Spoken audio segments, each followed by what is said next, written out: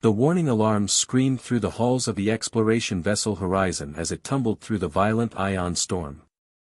Ben gripped his workstation in the engineering bay, watching sparks fly from damaged control panels all around him. "Hull breach in Sector 7, someone shouted over the chaos. "Engine power failing," called another voice.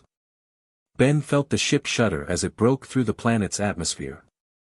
Through the small porthole, he could see the surface of Valdris rushing toward them, a world of silver cities and crystalline spires that gleamed like jewels against purple mountains. "Everyone brace for impact," Captain Mills announced over the communication system. The crash came with a thunderous roar of twisting metal and breaking glass. Ben was thrown against the wall, pain shooting through his shoulder. When the ship finally stopped moving, everything went quiet except for the hiss of escaping air and the groan of settling debris. Ben pulled himself to his feet, checking quickly for injuries. His shoulder hurt, but nothing seemed broken. Around him, his fellow crew members were doing the same. Most appeared shaken but alive. "Is everyone okay?" Ben called out, moving to help Lisa, the ship's doctor, who was trapped under a fallen beam. "My leg," she gasped. "I think it might be broken." Ben carefully lifted the beam while another crew member helped Lisa move to safety. As he worked, he could hear strange sounds from outside the ship, voices speaking in a language he had never heard before. "They're coming," whispered Tom, the ship's pilot, peering through a crack in the hull. "Looks like a whole army." Through the damaged wall, Ben could see tall figures in shimmering armor approaching the crash site. They moved with purpose and coordination, surrounding the ship within minutes. Their weapons glowed with an energy that made the air itself seem to vibrate. "Nobody make any sudden movements," Captain Mills ordered. "We don't know what they want." The hull of the ship suddenly glowed bright blue, and to everyone's amazement, a perfectly round hole appeared in the metal wall. No cutting, no melting, the molecules simply rearranged themselves to create an opening. Through this doorway stepped the most beautiful being Ben had ever seen. She was tall and graceful, with skin that seemed to shimmer between silver and pearl. Her eyes were large and violet, and her hair flowed like liquid starlight. She wore robes that seemed to be made of captured aurora, shifting colors with every movement. Behind her came a dozen soldiers in the same glowing armor. "I am Princess Zira of the Valdrian Empire," she said in perfect English, her voice musical and clear. "You have entered our territory without permission. You are now prisoners of the crown." Ben stepped forward before anyone could stop him. "Your Highness," he said, giving a small bow. "I'm Ben, and I'm very sorry about the crash. Is anyone hurt? Did our ship damage anything when it fell? We'd be happy to help fix whatever we broke." Princess Zira stared at him for a long moment, her violet eyes showing surprise. The soldiers behind her shifted uncomfortably, clearly not expecting this response. "You are asking about our welfare?" she asked slowly. "Of course," Ben replied. "Accidents happen. The important thing is that nobody got seriously hurt. Our ship's doctor is injured, her leg might be broken, and we have some crew members who need medical attention. But if your people need help too, we'll do whatever we can." One of the soldiers stepped forward and spoke rapidly in their language to Princess Zira. She raised her hand, and he fell silent. "In the 300 years since our people began space travel," she said carefully, "no alien species has ever asked about our welfare upon first contact. They demand, they threaten, they bargain, or they beg. But none have shown concern for us." Ben looked confused. "Why wouldn't we be concerned? You're people, just like us.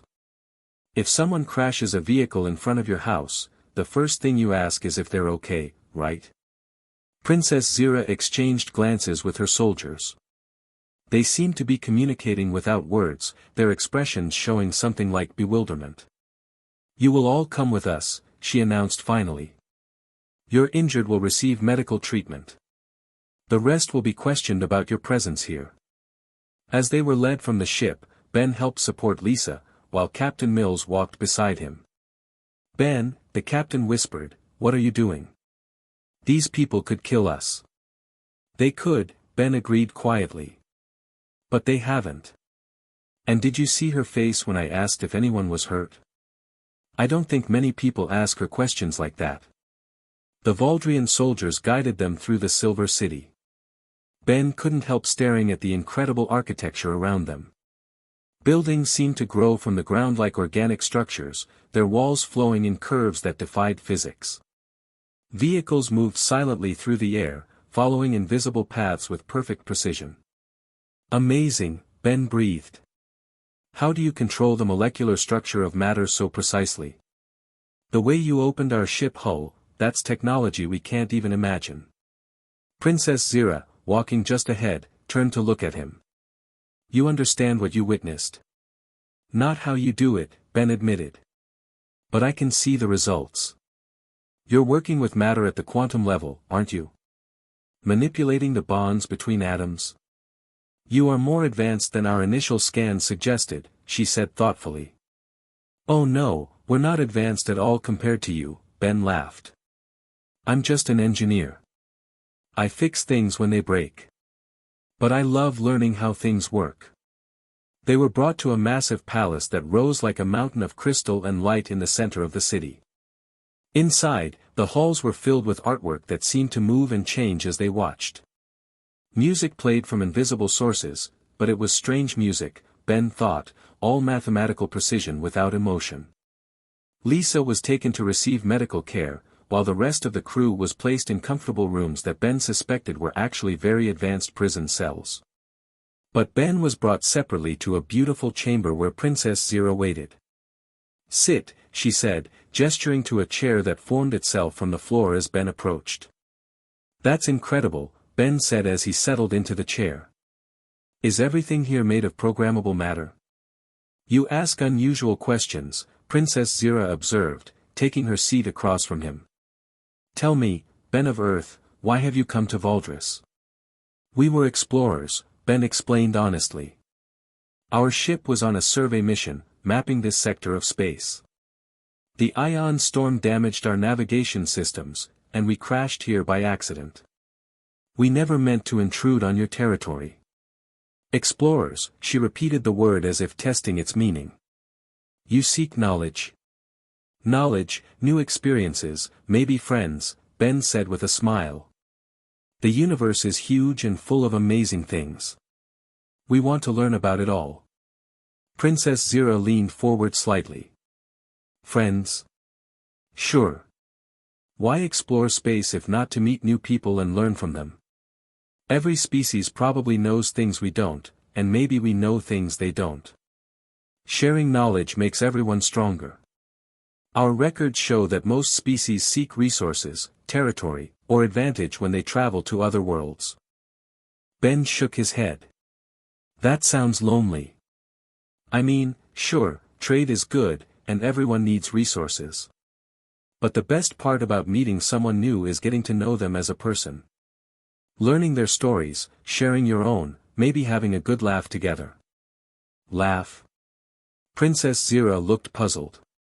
You know, when something is funny and you can't help but smile and make happy sounds.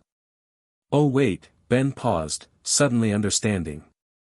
You don't laugh here, do you? I do not understand this concept. Ben thought for a moment, then grinned. Okay, let me tell you about the time my friend Sam tried to cook dinner for a girl he liked. He wanted to make something really impressive, so he decided to make a fancy cake. But he mixed up salt and sugar in the recipe. As Ben told the story, describing Sam's confusion when the girl took one bite and made a terrible face, and Sam's horror when he realized his mistake, he watched Princess Zira's expression change.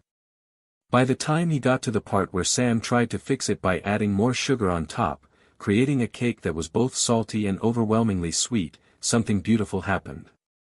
Princess Zira's lips curved upward for the first time.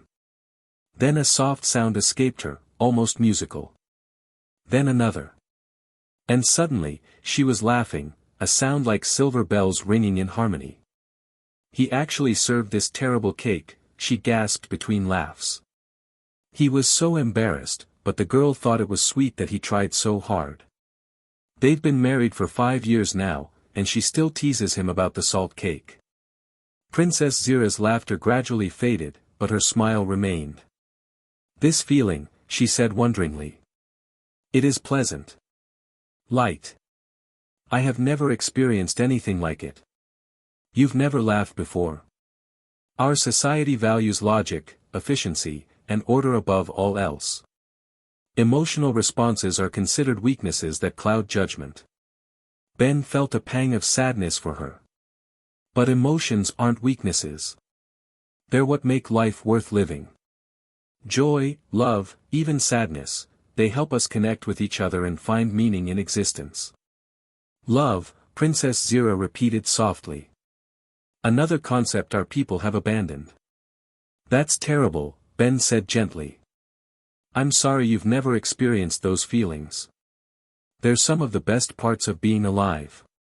Princess Zira studied him for a long moment. Your people value these emotional connections more than anything. Family, friendship, love, those are what matter most to us. Technology and knowledge are important, but only because they help us take better care of the people we love. Fascinating, she murmured. Perhaps there is more to learn from your species than we initially believed. As their conversation continued into the evening, Ben shared more stories of human life, celebrations, festivals, acts of kindness between strangers, the way communities came together during difficult times. With each story, Princess Zira's understanding grew, and her wonder increased. Your Highness, Ben said finally, may I ask you something? Yes. Are you happy? I mean, truly happy with your life? Princess Zira was quiet for a very long time. When she finally spoke, her voice was barely a whisper. I do not know what happiness is, she admitted. Until tonight, I did not know it was possible. The next morning, Ben woke in his comfortable prison chamber to find a servant waiting with fresh clothes and breakfast. The servant, a young Valdrian named Kale, moved with the same precise efficiency Ben had noticed in all the palace staff. Good morning, Ben said cheerfully as he sat up. Thank you for the clothes. I'm Ben, by the way. Kale paused in his work, clearly surprised by the greeting. Prisoners do not typically engage servants in conversation, he said carefully. Well, I'm not much of a typical prisoner, Ben laughed. What's your name? I am Kale. Nice to meet you, Kale. Have you worked in the palace long? Kale looked confused by the question. I have served here for 12 standard years. That's a long time. Do you enjoy the work? Enjoy. Kale tilted his head. I do not understand this word in this context. Ben realized he was encountering the same emotional gap he had discovered with Princess Zira. Do you like what you do? Does it make you feel good to help people? The work is efficient. It serves the empire.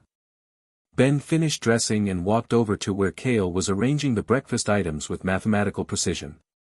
May I ask you something? When you were little, what did you want to be when you grew up? Kale's hands stopped moving. Children do not want things. They are assigned roles based on aptitude testing. But surely you had dreams? Things you imagined doing? For a moment, something flickered in Kale's eyes. There was a time when I wondered about the stars, he said quietly. I used to look at them and think about what might exist beyond our world. That sounds like the heart of an explorer, Ben said warmly. That's a beautiful dream. Dreams are inefficient, Kale replied, but his voice lacked conviction. Just then, Princess Zira entered the chamber.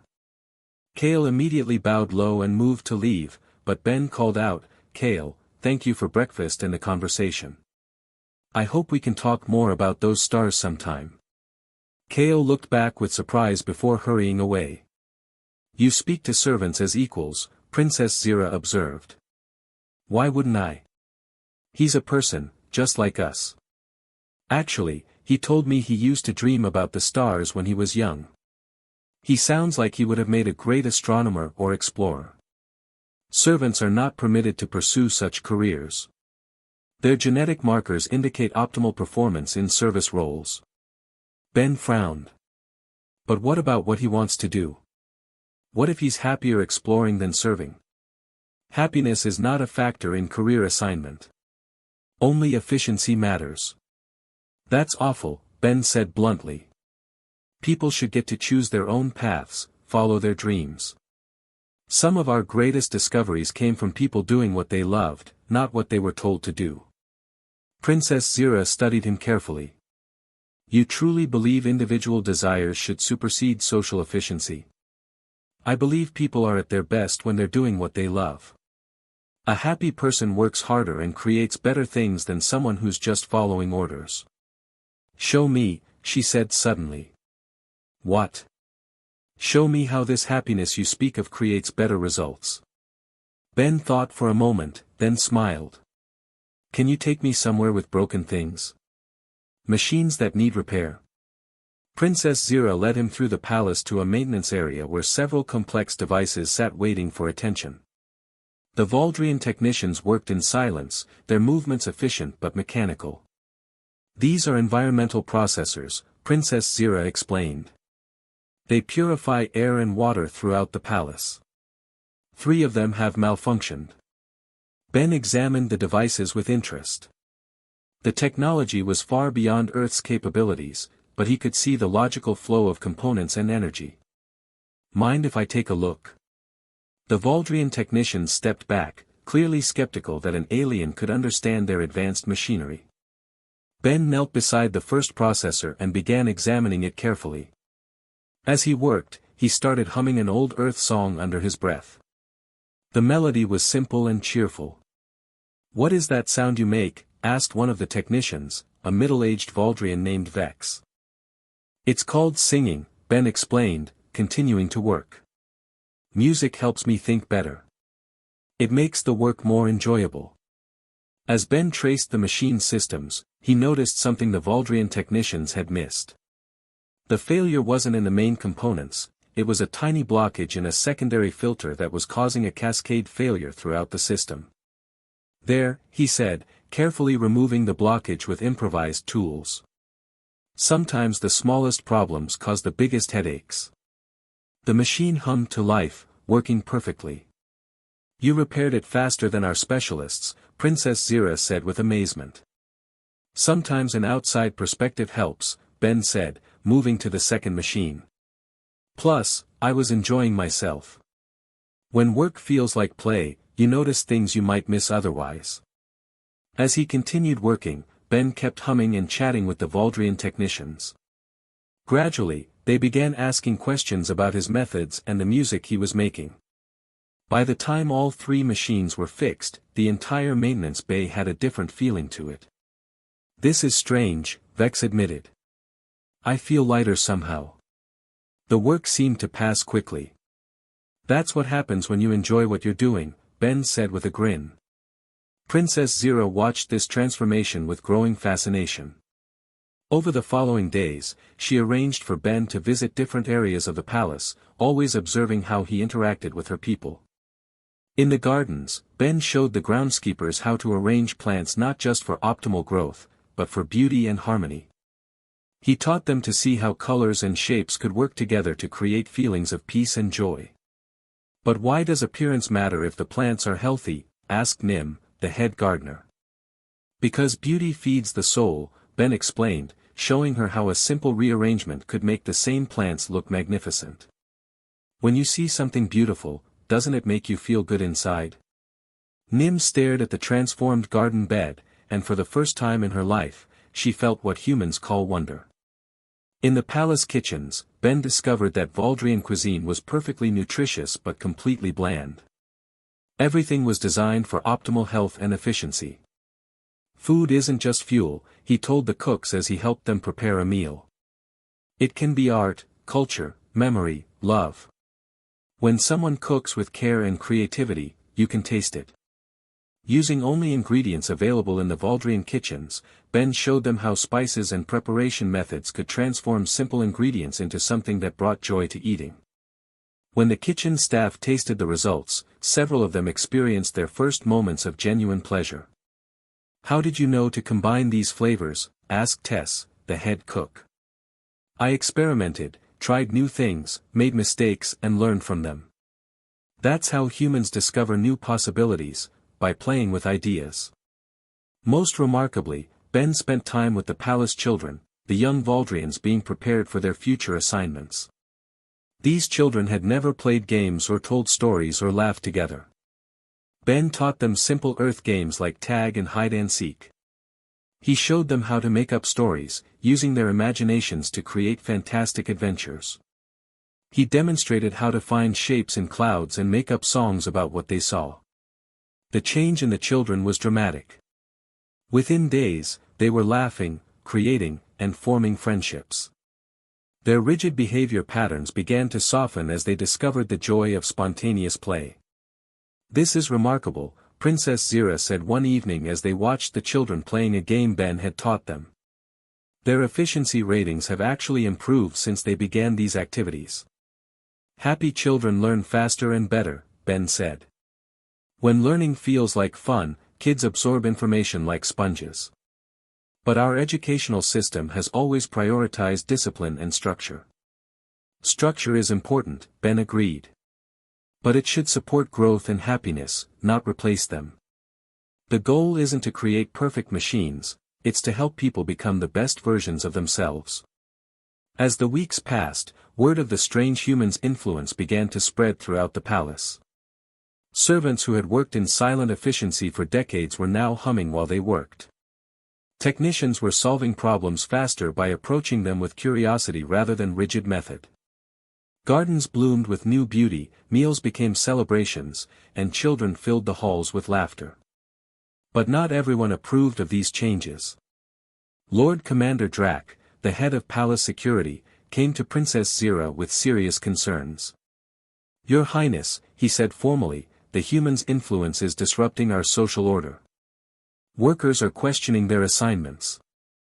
Servants are expressing personal desires. Children are behaving unpredictably. This threatens the stability of our entire system.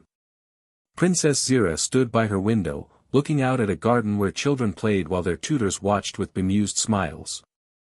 Is our system stable if it requires the elimination of joy to function? She asked quietly. Joy is a luxury we cannot afford. It leads to chaos, inefficiency, disorder. Does it? Princess Zira turned to face him. Production in every department Ben has visited has actually increased. Problem solving has improved. Even the children are learning faster than ever before. Temporary improvements, Drac insisted. This emotional contamination will ultimately weaken us. The human must be removed before his influence spreads further.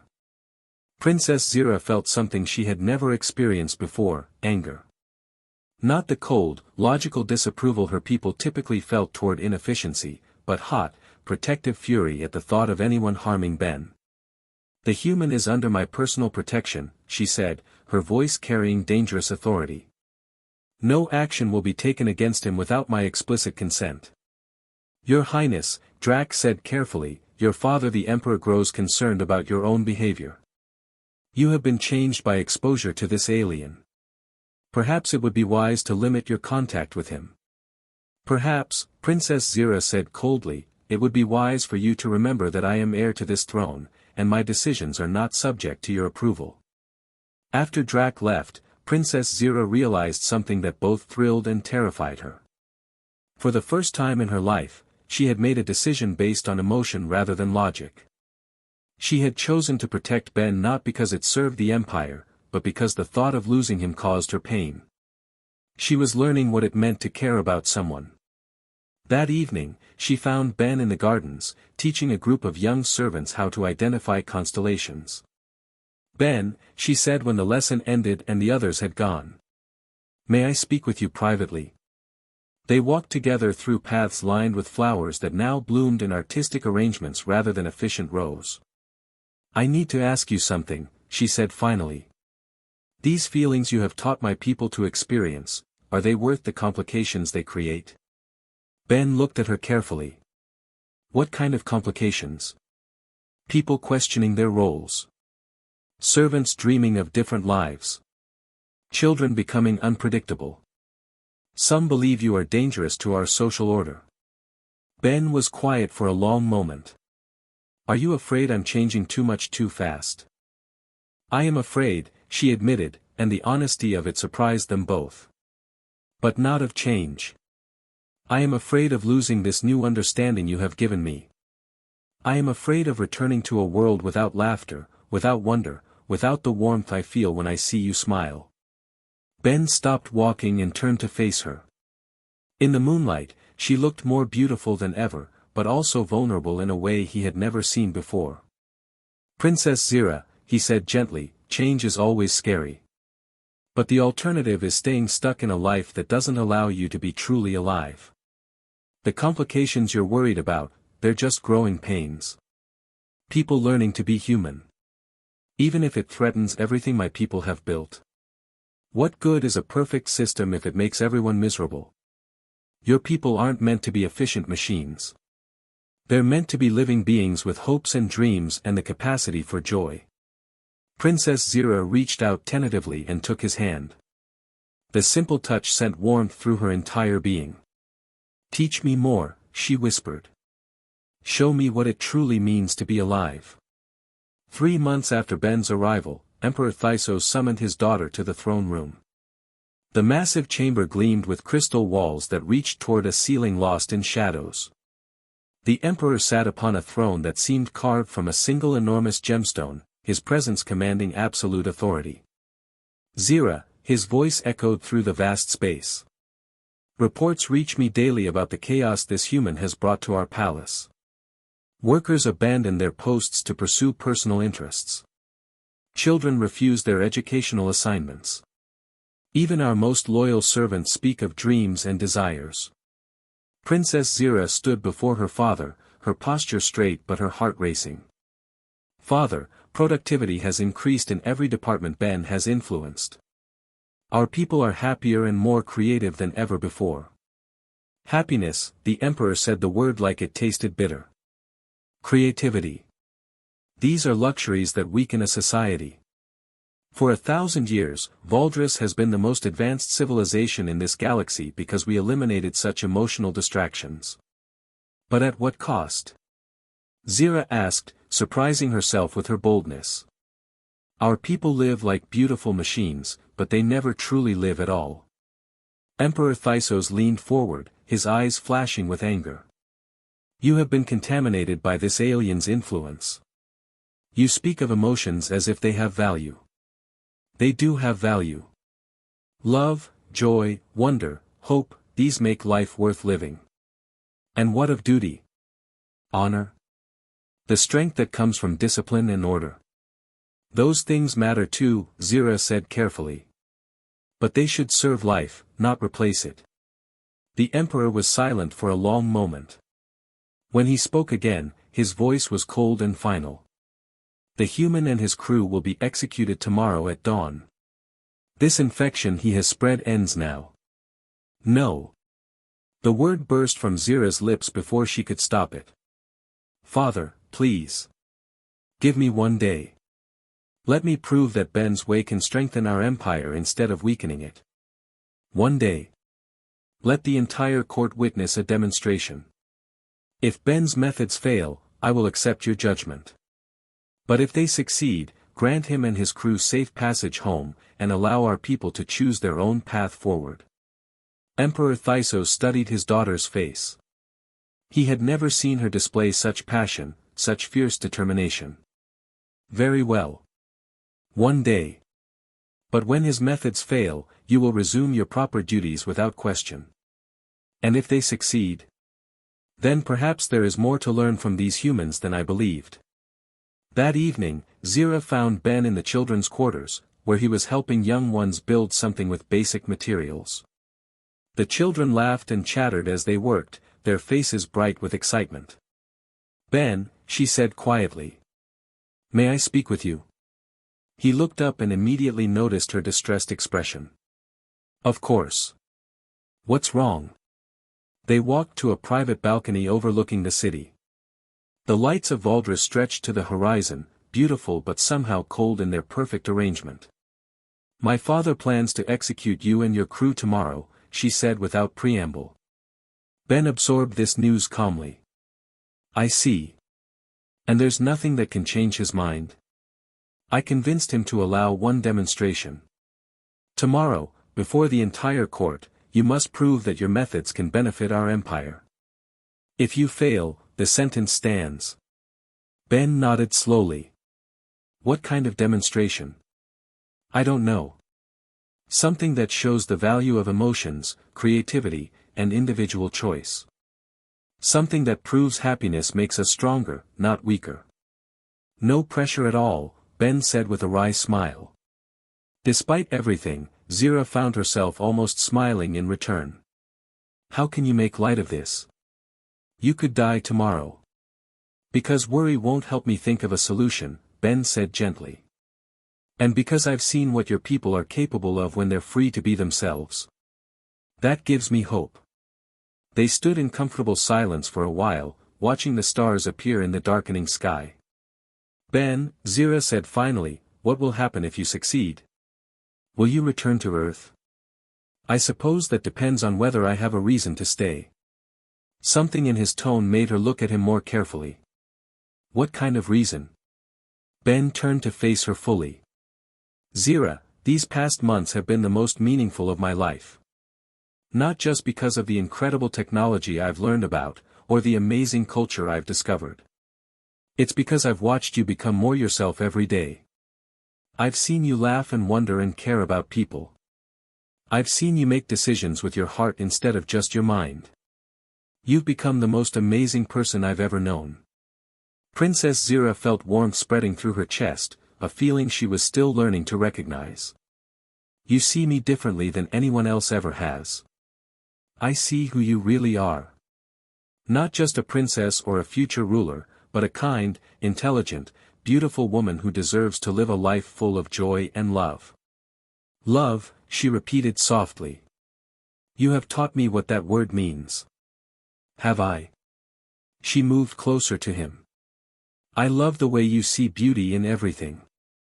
I love how you make people feel valued and important. I love your kindness, your humor, your wisdom. I love how you've shown me that feelings aren't weaknesses, they're what make us strong." Ben reached out and gently touched her face. "Zira, I love you too. Not just as a teacher loves a student, but as a man loves a woman. You've changed my life as much as I've changed yours. Even if your demonstration succeeds tomorrow, the court will never accept a human as my partner. Then maybe we need to change their minds about that too." The next morning, the entire Valdrian court assembled in the Great Hall. Emperor Thysos sat on his throne, surrounded by advisors and nobles. Lord Commander Drac stood at attention, clearly expecting to witness Ben's failure and execution. Ben entered the hall with calm confidence, followed by his crew. Princess Zira took her place beside her father, her heart pounding with anxiety and hope. "Human," the Emperor announced, "you have claimed that emotions and individual choice strengthen society rather than weaken it. Prove this claim, or face the consequences of your lies." Ben stepped forward. "Your Majesty, I won't try to prove anything with words. Instead, I'd like to present you with a gift created by your own people." He gestured toward the entrance, where Kale entered carrying a device none of them had seen before. It was elegant and complex, clearly Valdrian in design, but with artistic elements that made it beautiful as well as functional. "This is a new type of environmental processor," Ben announced. "More efficient than any currently in use, but also designed to create atmosphere that enhances mood and promotes well-being." Emperor Thysos leaned forward with interest. "Who designed this?" "Kale did," Ben said, causing gasps throughout the hall.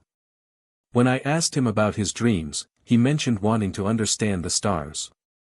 So I suggested he study atmospheric systems, the bridge between planets and space. Princess Zira gave him access to advanced materials and technical resources. The result is this revolutionary design." Kale stepped forward nervously. "Your Majesty, the device increases air purity by 30% over current models, while also introducing trace elements that improve cognitive function and emotional balance. A servant created this? One of the nobles asked in disbelief. A person with dreams and passion created this, Ben corrected. Kale's natural curiosity and desire to explore led to an innovation that will benefit your entire empire. One innovation proves nothing, Lord Commander Drac protested. Anyone might achieve a single success through luck. You're right, Ben agreed. One example isn't enough. The doors opened again, and a parade of palace workers entered, each carrying something they had created during the past months. Nim the gardener presented new hybrid plants that grew faster and more nutritiously than traditional varieties. Tess the cook demonstrated food preservation techniques that maintained flavor while extending shelf life. The children, working together, had designed toys that were also educational tools, teaching complex mathematical concepts through play.